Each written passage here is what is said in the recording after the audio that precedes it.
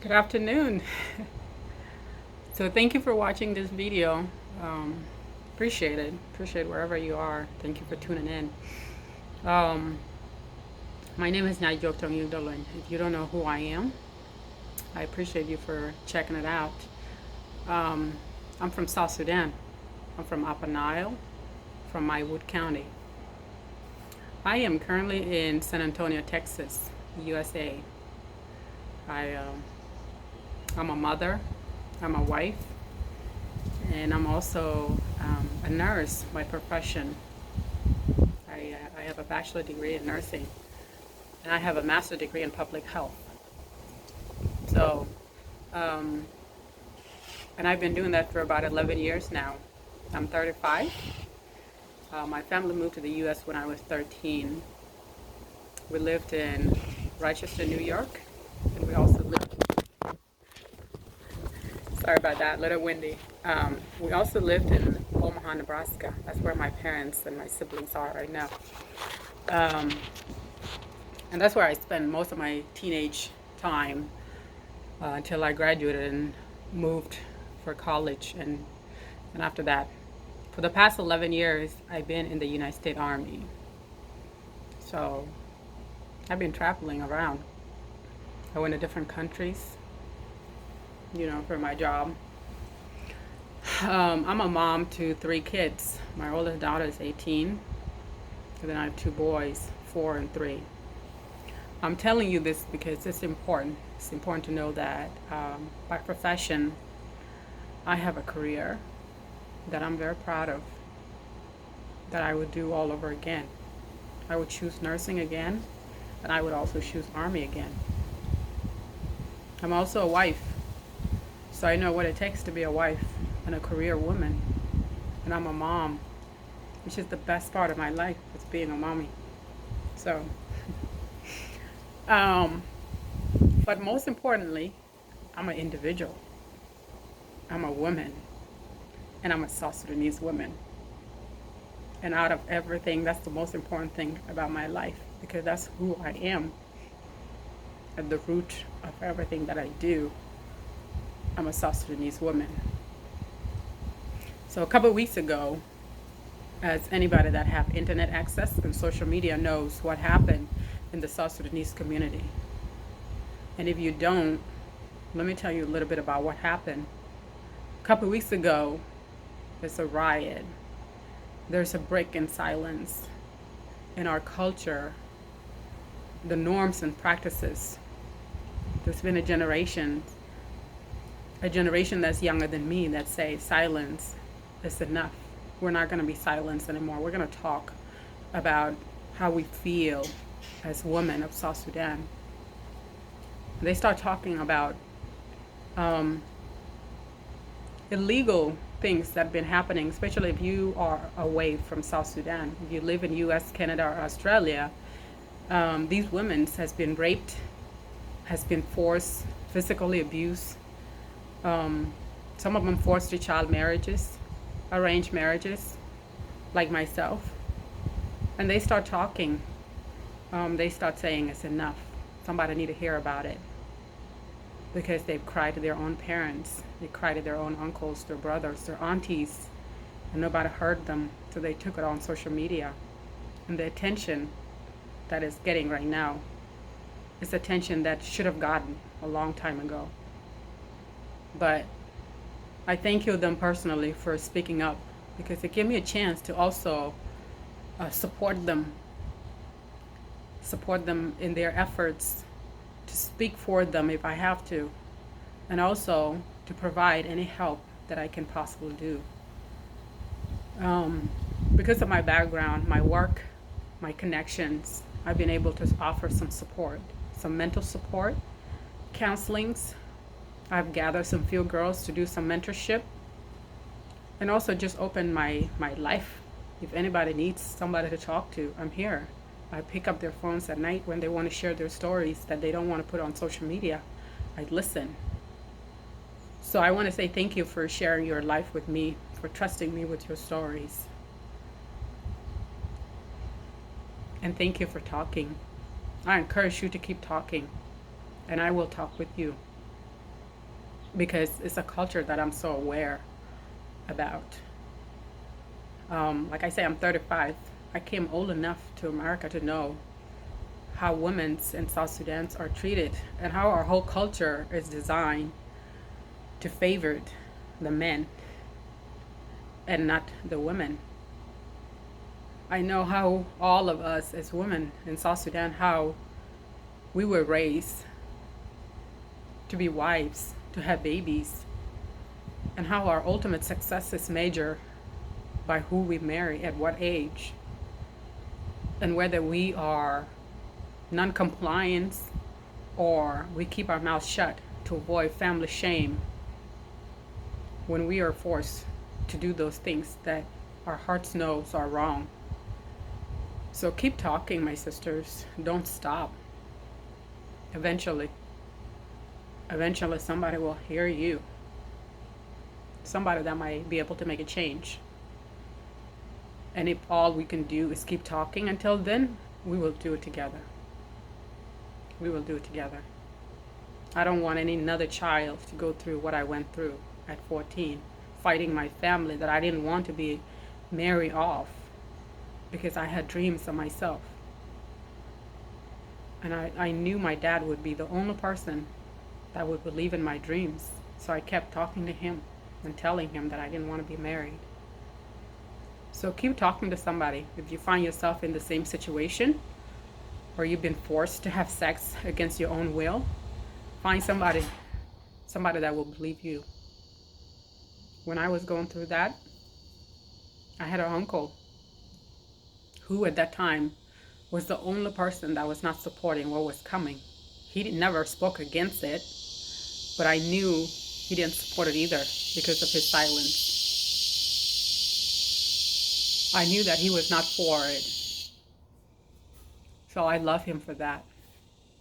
I love him for that. So find somebody in your family that will work with you, that will support your dreams, and will encourage you that you are way more than that.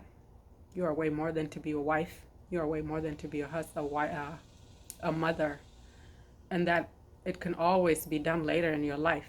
Go to school. Go to school, get your education, and be married when you find that person that your heart tells you is the right person. Because marriage is the beautiful thing about life. It's God designed for procreation. And when you find the right person, your heart is at peace. Your heart is at rest. So that will come. It will come. First, go to school. Now, if you don't find anybody in your family that believes you and will encourage you, will walk with you, you just had a gang of sisters that will support you. I will support you. There's a lot of us that will support you. And we're only Facebook away, or Twitter away, or Instagram away.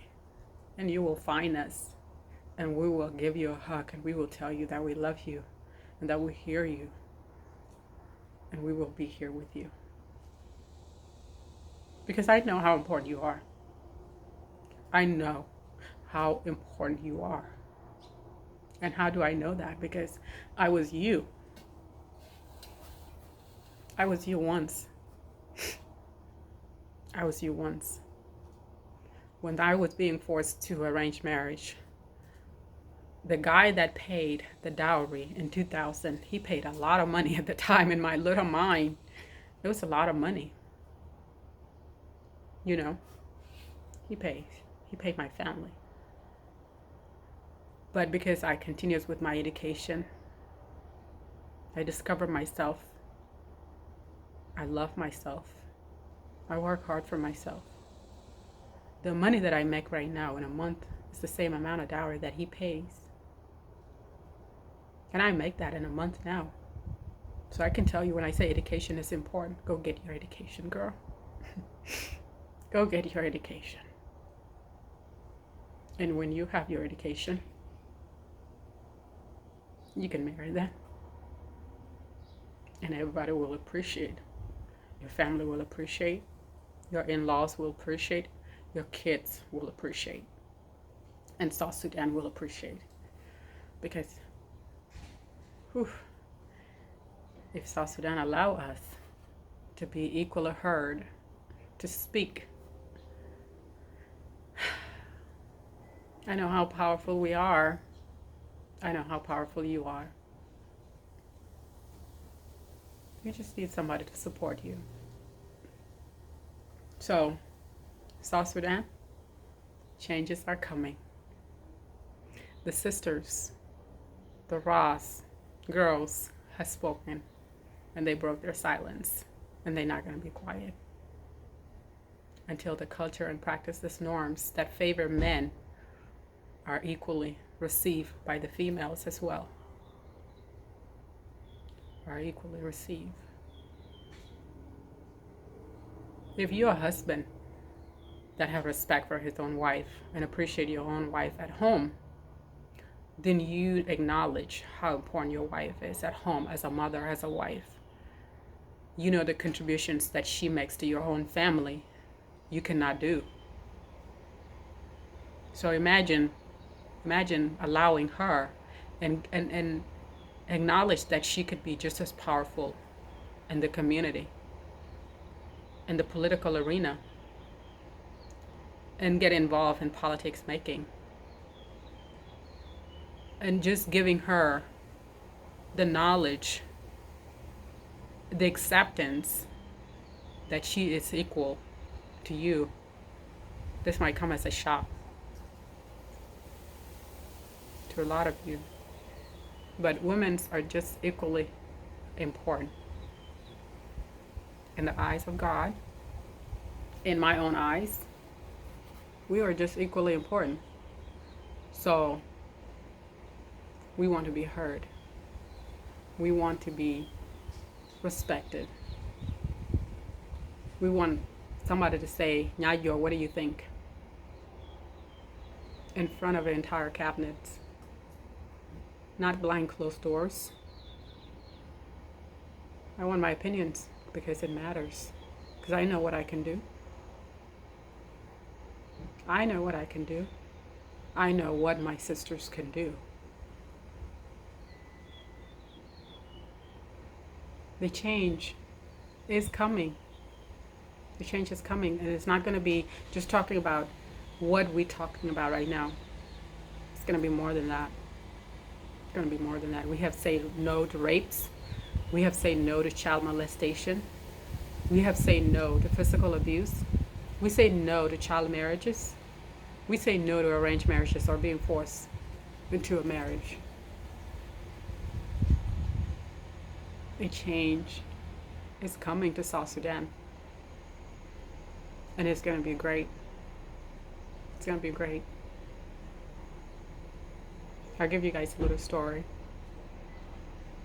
Right now, imagine we're in a park. We're sitting in a park and music start. And music start, and I got up. I start dancing by myself. I'm dancing by myself. And you and your friends looked around, nobody else is getting up. It's just me. And you start seeing people talking. You saw people. And they're talking about how crazy I am dancing by myself. And they say, she's crazy. Is she drunk? What's wrong with her? She's dancing by herself. Who does that? And people start laughing. But I continues to dance. Then across the park, a man started getting up, walking toward me. He got up and he started walking toward me. He held my hands and we started dancing. And I gave him a hug. And I told him, thank you for getting up. And in his heart, he was thinking, he didn't want me to dance by myself because it looks lonely. I look alone and he wanted me to feel belong. So he came and danced for me, with me. And he did it out of love that he has for me. He felt that I need to be comforted because it was lonely. That's the first responder. He respond and we dance. But a few minutes later, something else happened. And this is the biggest thing. Another person got up. He got up because he thinks it looks fun. And he said, they can't dance alone. I'm going to get up and I'm going to go dance with them. He got up and he joined us. He started dancing. And we danced. And people start looking around. They like, hey, the music sounds fun. They looks like they're having fun. People start getting up and they join us. Everybody got up. And now everybody's dancing and enjoying themselves. Everybody's having fun. So that's what's happening right now. I might be dancing alone. Your sister might be dancing alone. And we're going to dance. Our music is not going to stop. We're going to dance until the first person get up. And he did it out of love for us. And he started dancing with us. And then they're going to be the chain reactor. The third person going to get up. And that person going to cause everybody else to get up. Because now people are going to start believing that what we're talking about, maybe it's not a bad thing at all. Maybe being equally important. And being told you are more important than getting married and having kids. You can change the world. You can change South Sudan. Go girl. Go get your education and think of things that haven't been thought about. And being encouraged. Maybe it's not a bad thing at all. And maybe the whole South Sudan, maybe eventually we'll think that way. It might take more than us. It might take another generation. But our music has just started. Our music is going to keep going. We're going to dance. And you, my South Sudanese men, I hope you join us. Because if you don't, we're not sitting down. We're going to keep dancing. Until then, we hope you listen.